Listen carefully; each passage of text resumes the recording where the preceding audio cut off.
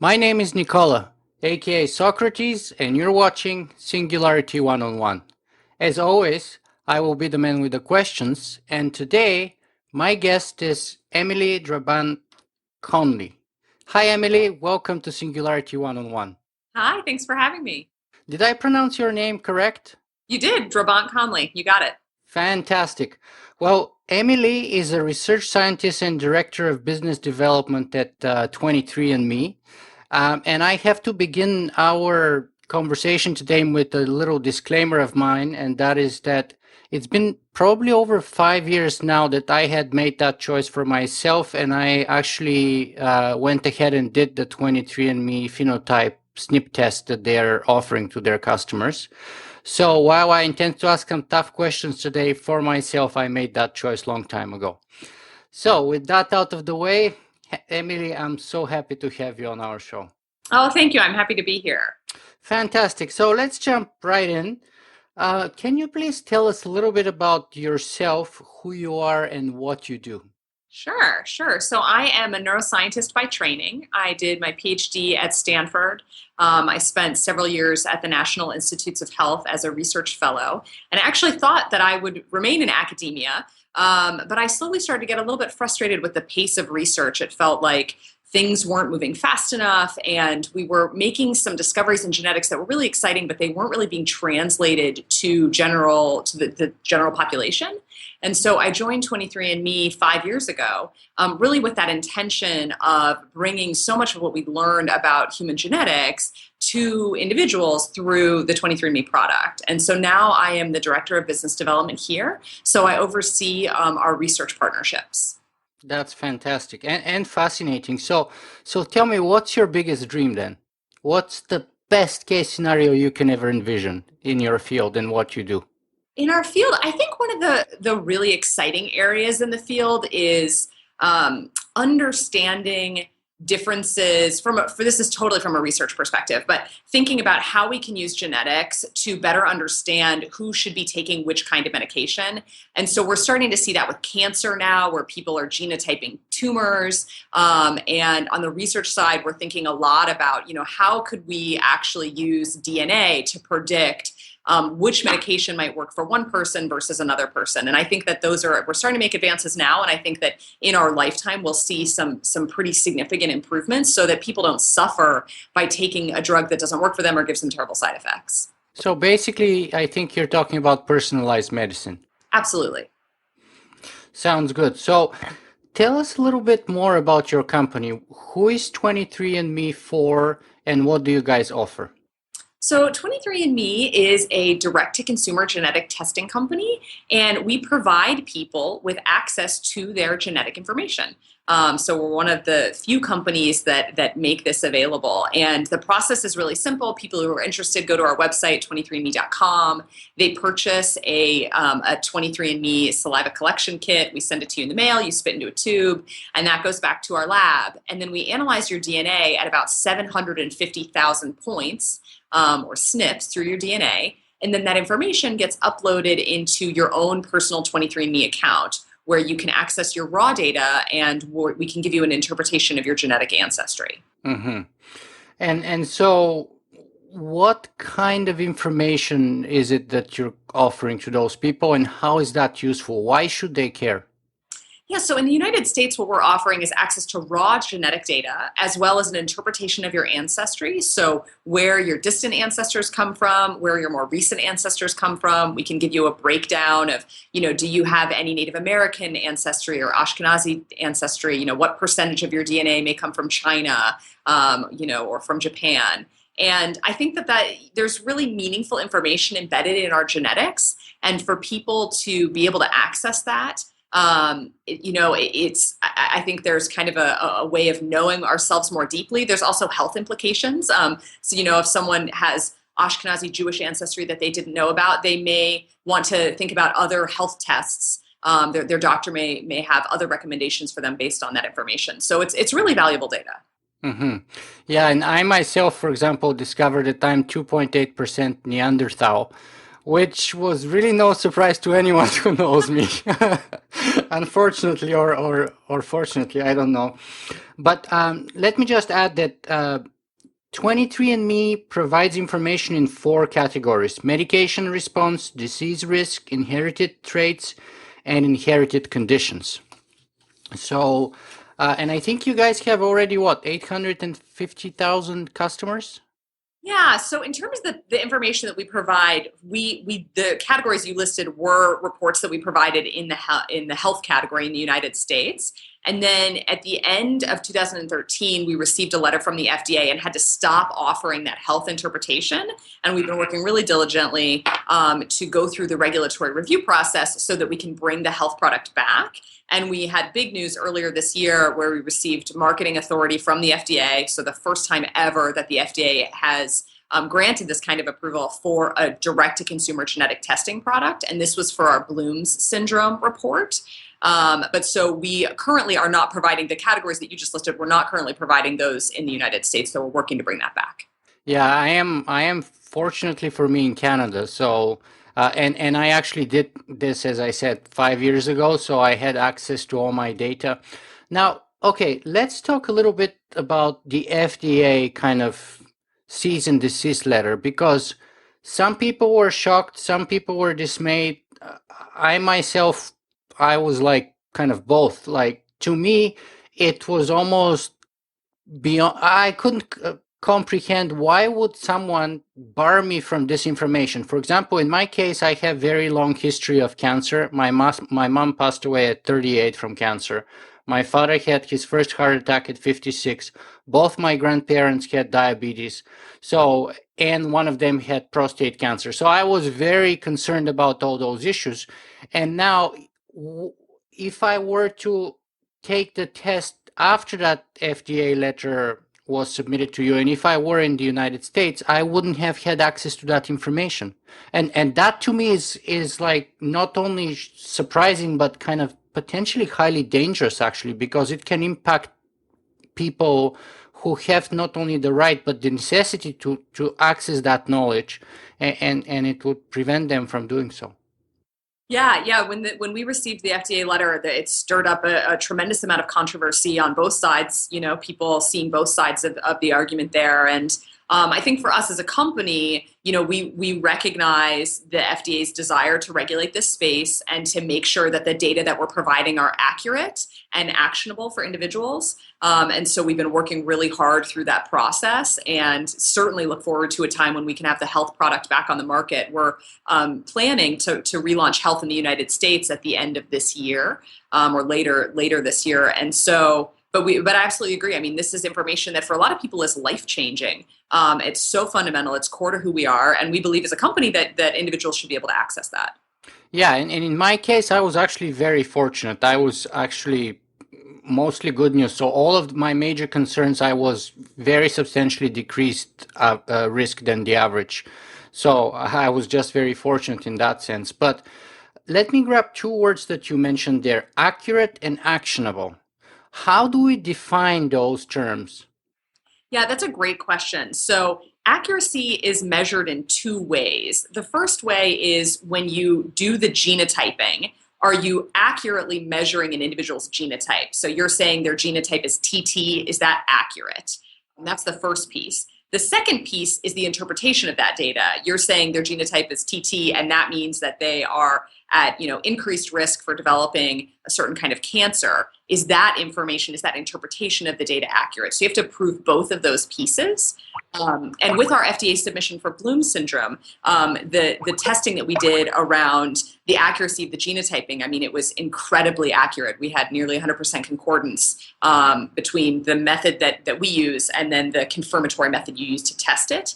And then that interpretation piece, that is with Bloom's, it's very straightforward, where it's an autosomal recessive disease. But with other diseases, that's the piece that can be where there's a little bit more kind of room. And so that's what we have to establish with each and every report. Because to be honest with you, that was what kind of the criticism of my doctor. When I actually had my test done originally, I printed out everything and I went to see my doctor because I had my sort of annual checkup anyway. And I thought, why not bring a printout and put it in my file so that he has it? And he just kind of looked through it and he's like, yeah, you just wasted your time and money with these people. And I was like, what do you mean by this? Like, and his argument was mainly that there's only vague clues. That's to say, no idea what and if something of clinical importance can we do based on the information that you may or may not discover in your gene pool. Yeah, I think I have a couple of thoughts on that. I mean, well, the first thought is kind of in general, the field of genetics has evolved so much, even in just the last 10 years, that a lot of physicians, when they trained, didn't do the kind of genetic training that physicians in med school today are doing, because we just know a whole lot more than we did, say, 20 or 30 years ago. The second piece is that it depends on the kind of genetic information we're talking about. So Bloom syndrome is a good example. That's a disease that's genetically determined. It is not, there's not an environmental component. Your genes will determine whether or not you develop Bloom syndrome.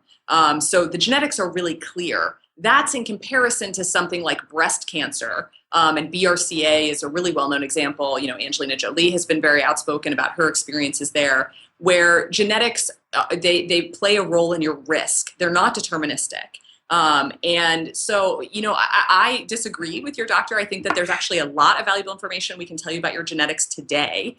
And it's growing all the time. We're understanding more and more about genetics, the role of the environment, how those things interact all the time. So I do think that this information is valuable for health.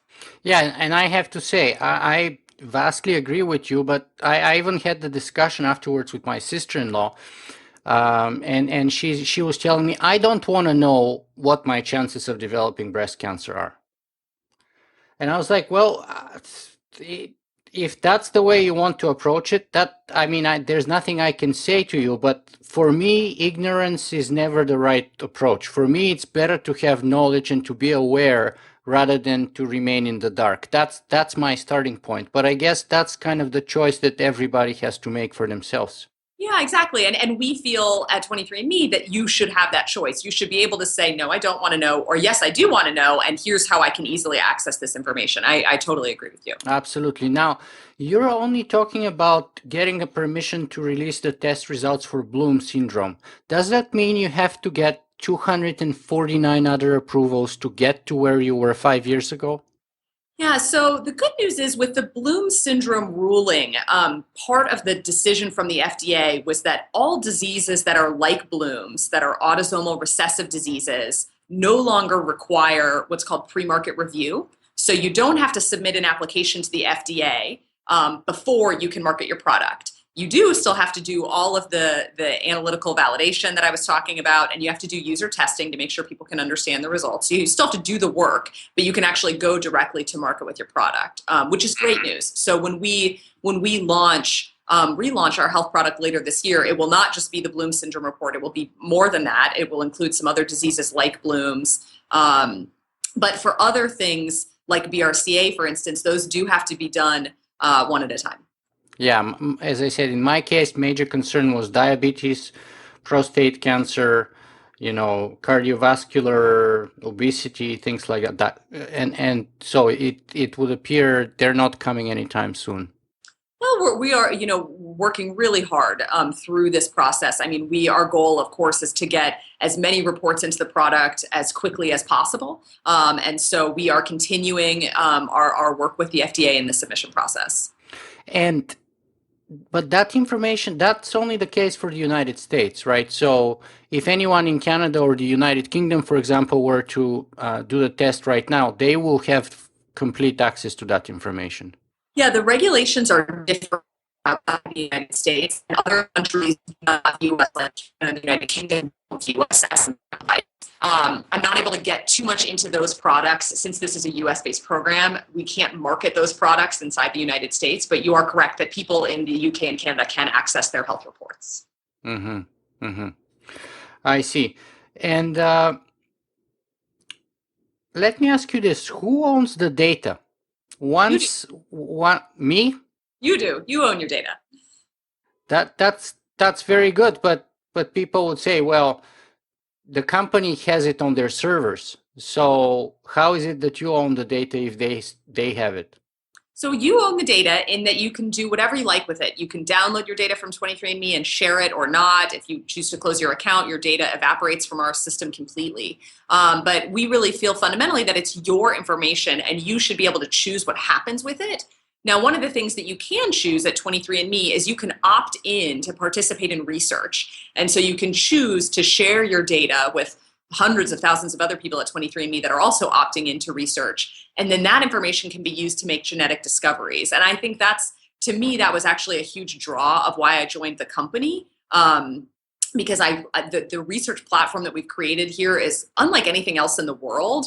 And we now have about 80% of our customers opt in to participate in research. And so we're able to make discoveries at a pace that's just really unprecedented. But at the end of the day, it's your data and you get to decide what you do with it.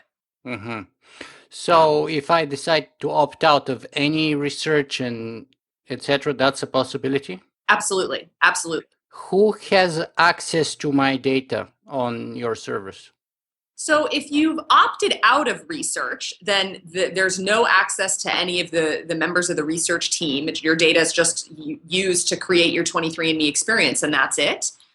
If you've opted in to participate in research, then your aggregate data can be used in research. And so what that means is when you're on the 23andMe website, we ask you questions about your health. So for you, we'd ask, do you have a family history of diabetes and of cancer? And then we could take that information and aggregate it with hundreds and thousands of other people that have told us their family history of cancer, for instance, to see if we can find genetic factors that predict a person's risk for cancer. And then in aggregate, that data can be shared, it can be published to benefit science. Mm-hmm, mm-hmm.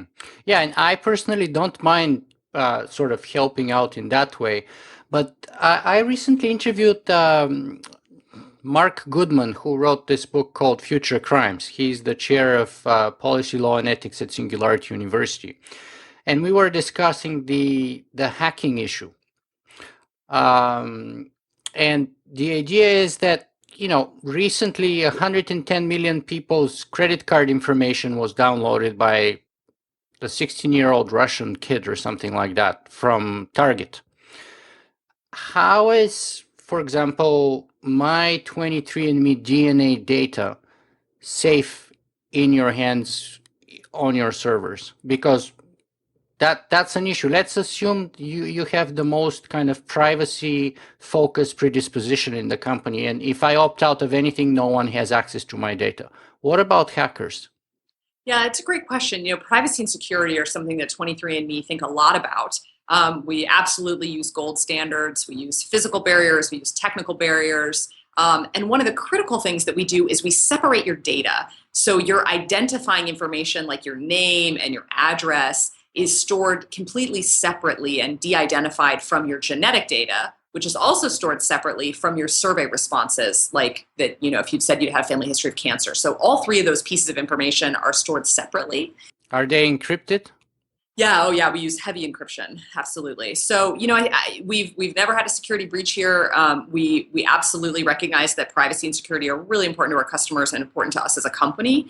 So we're using the best of the best to make sure that we're protecting that information. Yeah, because it's one thing to lose your credit card information. Then all you need to do is call your bank and get a new credit card. But your DNA is that's it. Yeah, it's precious. Right. So if they have it, they have it. Now, going back to the data, I think you had, was it about 850,000 people by now? Yeah, we have over 950,000 people have been genotyped with 23andMe. So we are rapidly approaching 1 million. Growing and growing. That's fantastic. So what's the big deal about having so much data? What's the benefit of having a database that no one else in the world has? This is so exciting to me as a scientist. So when you think about diseases, let's pick a complicated disease like Parkinson's disease. It's a really complicated disease. We've been studying it for decades and decades. We understand the pathology, but we don't understand what actually causes the pathology to happen. And it's likely because there are many different subgroups of patients where that all end up with Parkinson's, but kind of through different avenues to get there. And so the promise of big data is that you can take these really heterogeneous diseases and you can start to see patterns among groups of patients that you couldn't see if you were only studying 100 or 200 individuals. And so we've been doing this. We've been looking at our database and identifying things that no one's been able to see before, because we now have hundreds of thousands of individuals and their genetic information, and we can start linking these things together. And so that's what's really exciting to me, is like for the complex diseases, though, things that have been so hard to solve, like depression and Parkinson's disease or MS, that once we have a big enough database, we're actually in a position to start really mapping the genetics of the disease and then identifying kind of the sub-patient populations and understanding what causes their disease to develop. So give me perhaps some recent examples of breakthroughs or progress that's really kind of inspiring and encouraging. Yeah, so in the Parkinson's space, that's an area that we care a lot about as a company, and we've actually developed the largest cohort in the world of individuals with Parkinson's who've been genotyped. We have over 11,000 Parkinson's patients in the database. And with their help, we've been able to identify multiple new genetic variants for Parkinson's that no one knew existed before. And this is exciting because it starts to give us clues into the underlying cause of Parkinson's, and it gives us clues into how to better treat it, which of course is ultimately at the end of the day what patients want. They want therapies that are going to work for them. So that's one example, but we also study areas that are potentially less well covered in more traditional academic settings, like motion sickness. A lot of people suffer from motion sickness. I myself have suffered from motion sickness, but there's not a lot of research on it. And we were able to do a study in tens of thousands of people, that some had motion sickness, some didn't, and identify for the first time very specific genetic factors that lead to motion sickness. And so those are just a couple of examples, but we've done this model across lots of different disease areas. And one of the kind of add-on benefits is the open API that you guys are using. Tell us a little bit about that.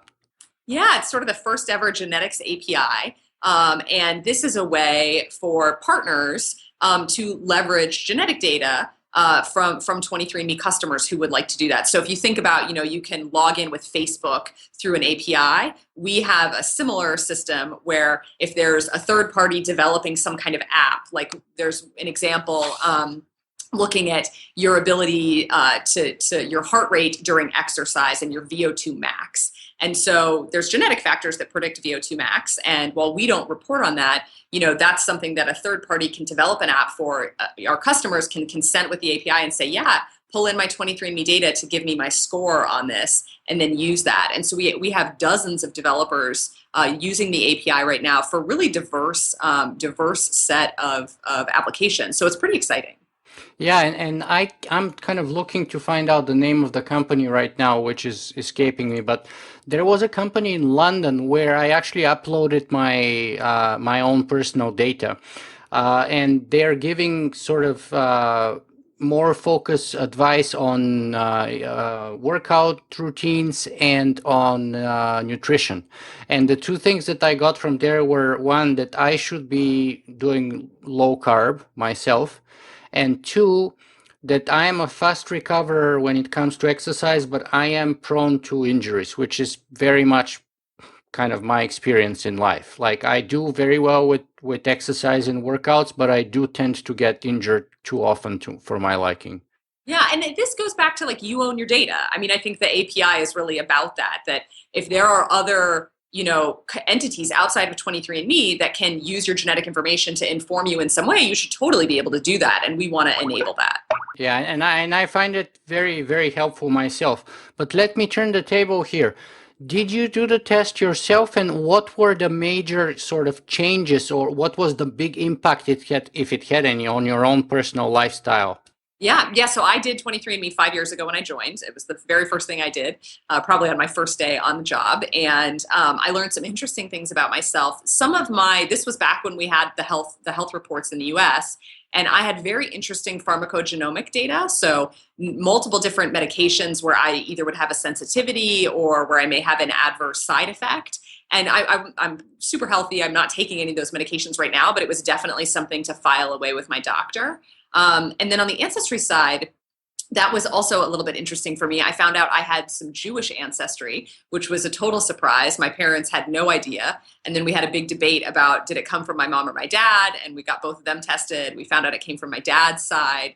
from some of his Irish ancestry, which was a little bit surprising. So it was definitely informative for me. And, as I go through stages in my life, thinking about becoming a parent, that, all the carrier testing is really important. And as I get older and, may face some health issues, that genetic information will be something I continue to go back to. So let's connect this to the sort of the present day people who are sort of sitting on the edge and considering this. So what's the cost of the product right now?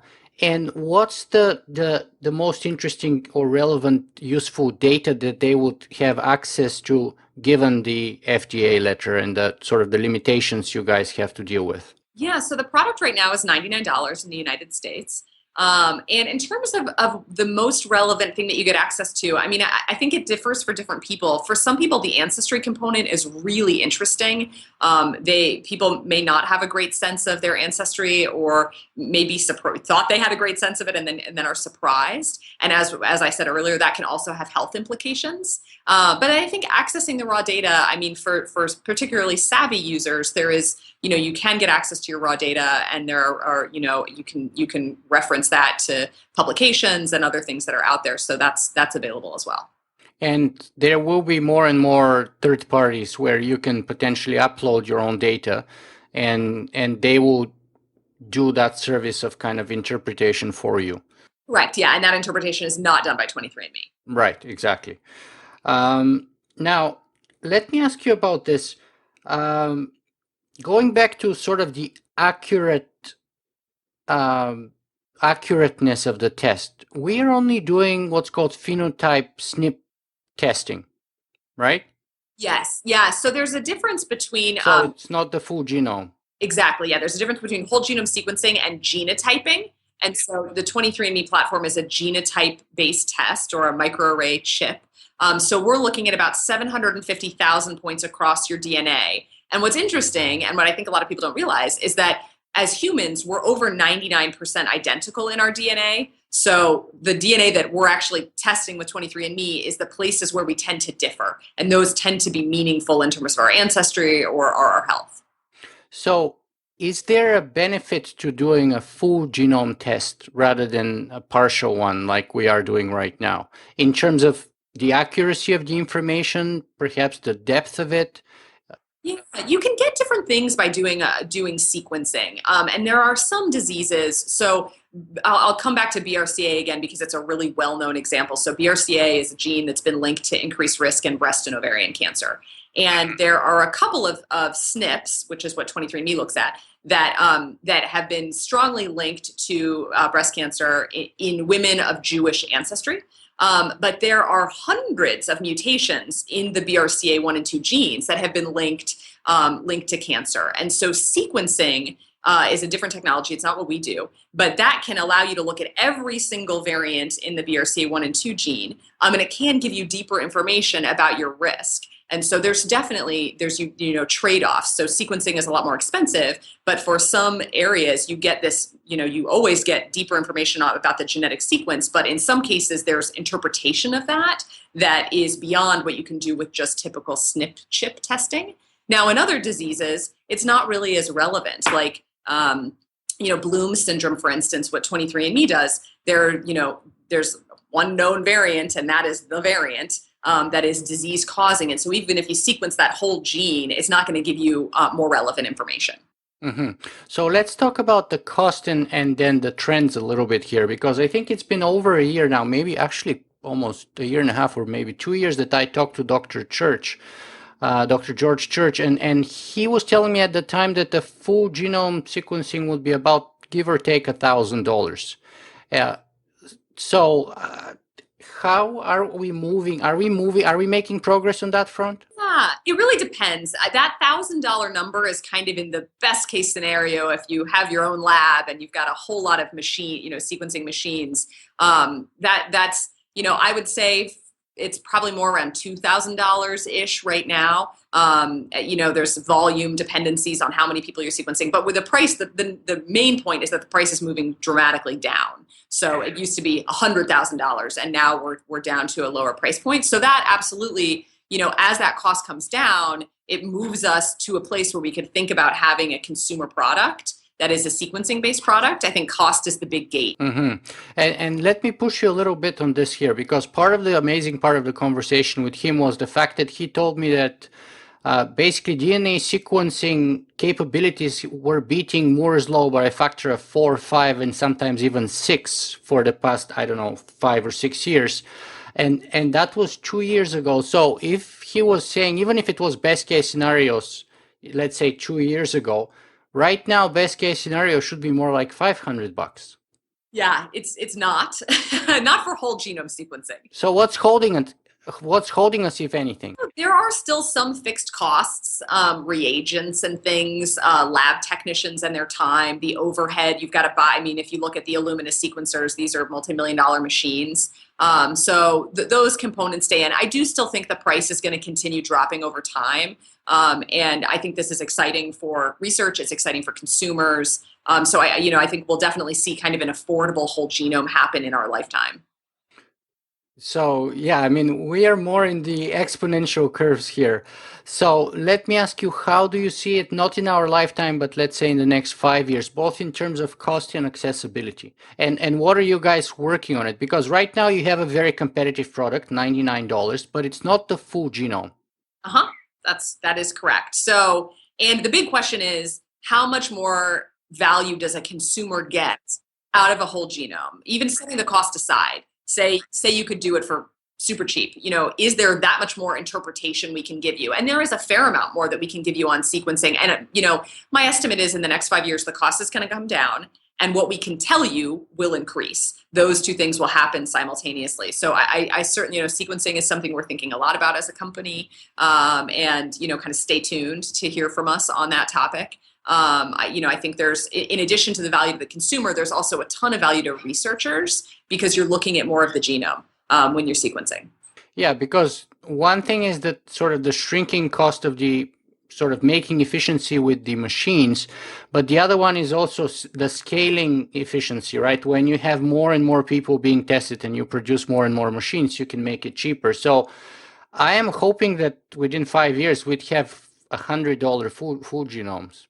I think that would be fantastic. Is it unrealistic though, or is it? For a whole genome in 5 years, I think that's a pretty ambitious goal for under $100.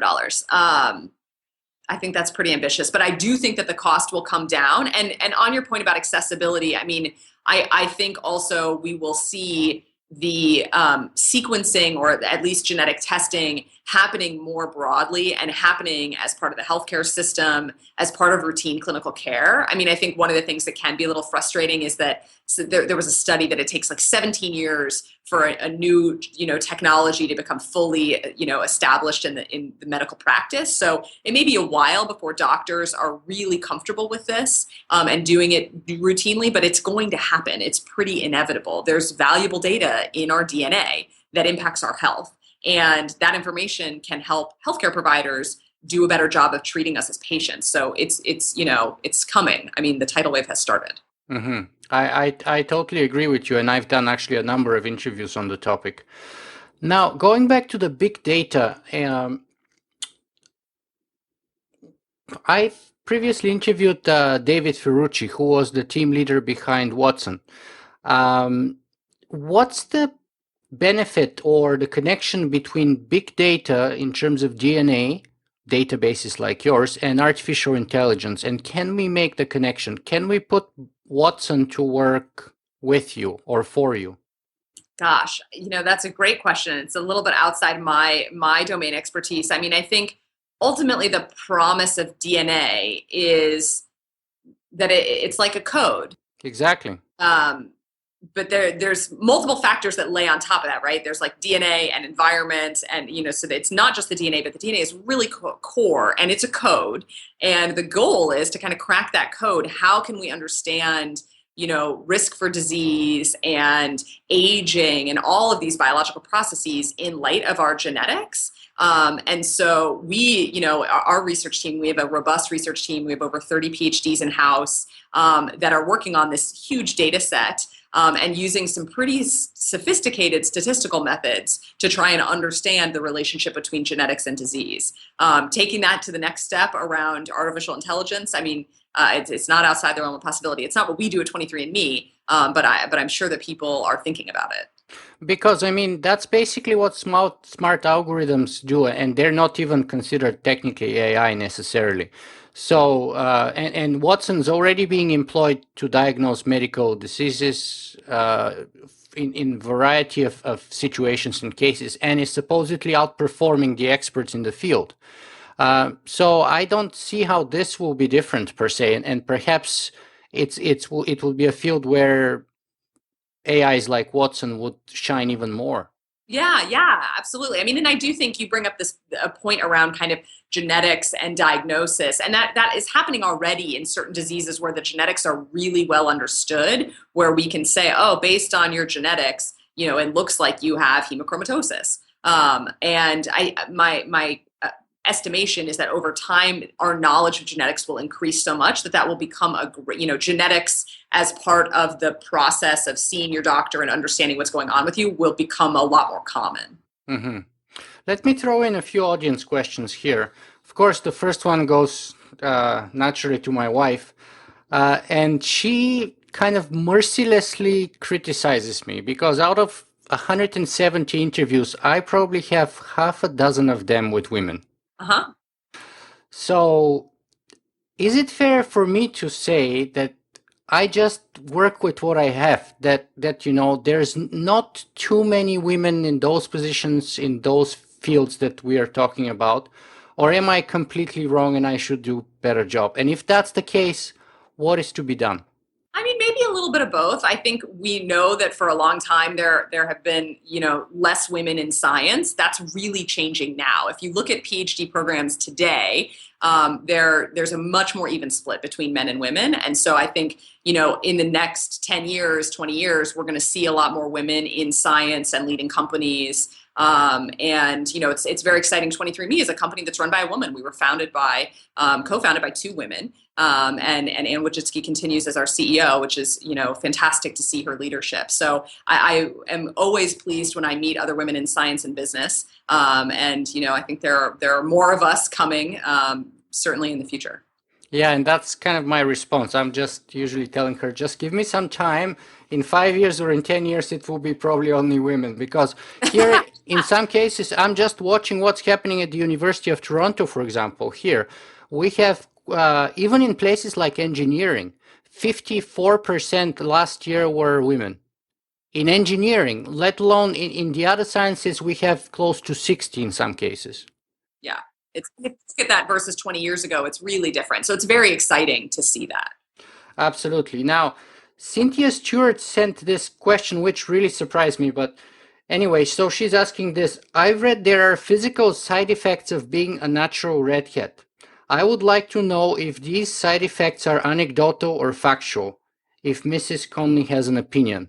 Because, I mean, my initial response would be there wouldn't be any side effects of being redhead, just like there wouldn't be any side effects of being blonde or brunette or. Right.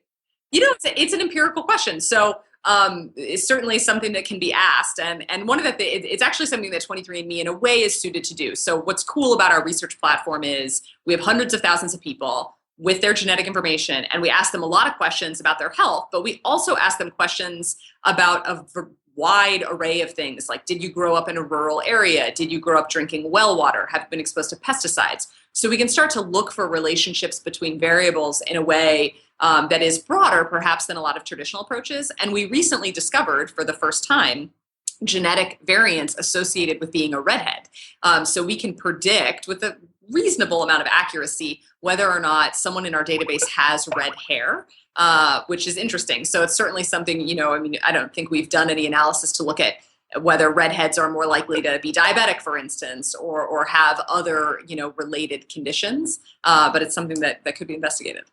Yeah, I am not an expert. I mean, I was just surprised. But um, let me ask you this: what's the kind of isn't gene therapy the natural, logical next step which comes after testing? In other words, first we learn the alphabet, we identify the letters, then we start, kind of reading full sentences. Then we kind of interpret the meaning of these sentences, and then we open up the blank page and we start writing ourselves. Yeah, I mean, gene therapy, I agree with that analogy. Certainly that understanding genetics will be a foundation for understanding disease, and that will lead to improvements in how we treat disease. And we can treat disease in a lot of ways, and gene therapy is one way, but it's a very specific way. And it's not always necessary. So if you look at cancer, for instance, that there's great examples where we've used genetics to discover, HER2 positive tumors that respond to a very specific kind of chemotherapy, and that works well in that instance. And that's not a gene therapy. But it does look like gene therapy is starting to make some progress. And that's certainly very much interwoven with our ability to understand genetics in the first place. Yeah, and actually, Terence Lee Reed submitted a question, which is kind of the next step here. That is, what are the implications of technologies like CRISPR when they're used to alter human DNA? And of course, there was this recent case in China that made headlines around the world. Yeah, it's really fascinating, the CRISPR technology and where that technology goes. It's obviously not something 23andMe is involved with in any way, but the fact that we now, it looks like, have the ability to edit genes inside living cells is quite interesting. Whether or not that will become a widespread technology, remains to be seen. And I think there are a lot of ethical questions that people have around that. And there's also cases where that kind of technology isn't needed, where we can treat things in other ways. But I think the next 5 years of CRISPR technology will be really interesting. But that's kind of part of the sort of ethical criticism that people have towards you. Yes, you're not offering that service, but they say, well, you go to 23andMe, you do the test with your wife, you identify you have a problem with your genes, then you go to China or to India or somewhere else and you get whatever you want done. Yeah, I mean, So that's you are definitely the first step in that process. I don't know that I agree with that. I mean, I think they're really different kinds of technologies. I do think that genetic testing, so like carrier testing, for instance, a lot of parents before they have a baby, they get screened to see if they carry cystic fibrosis, for instance. Right. And that's really important. And then they have decisions they can make about whether they want to do PGD or not. But that's very much outside of what we do here at 23andMe. Mm-hmm. Emily, we're kind of approaching the last 2 or 3 minutes of our interview, so let me try and squeeze in 2 or 3 quick questions here. So first of all is, what's... Yeah, maybe one question, if that's okay. We've got people banging on our door here. So where can people find more about you and your work, Emily? About 23andMe and our research? You personally and your company, of course. So we have on our website is a great resource. So 23andme.com. On the website, we've got a link to all of our research publications. And so you can see a great deal about our science there. And some of my publications are listed on that site as well. And we have a media center. So if you just Google 23andMe Media Center, that is a link to all of our press releases. And that's also a great way to kind of stay up to date with what's happening. And then the last resource, actually, this is probably my favorite resource, is we have a blog, the 23andMe blog, and it's active and we post a lot there about what we're up to. And so that's a great resource as well.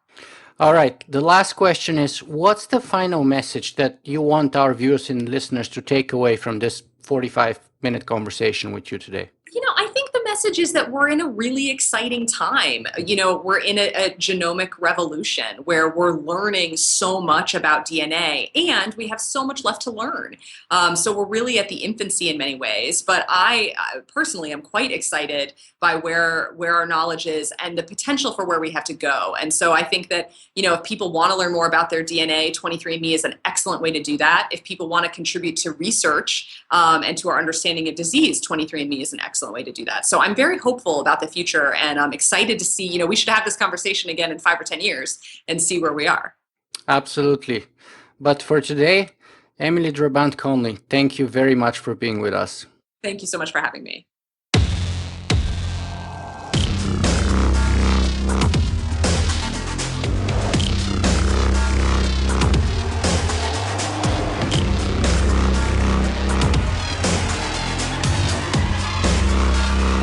Singularity.